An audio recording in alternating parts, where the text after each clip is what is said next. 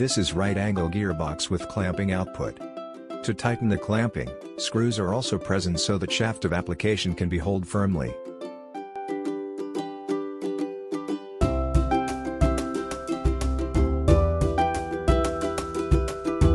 There are some quality tools which are used to check deflection or bending and twisting.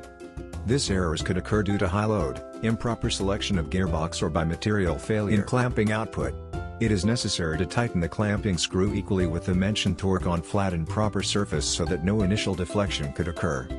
To tighten the clamping screws, it should be tied equally and in opposite direction at the same time. It is also necessary to tighten the clamping with the provided screws which come along with the gearbox. Increasing or decreasing the length of bolt could damage clamping or application's input.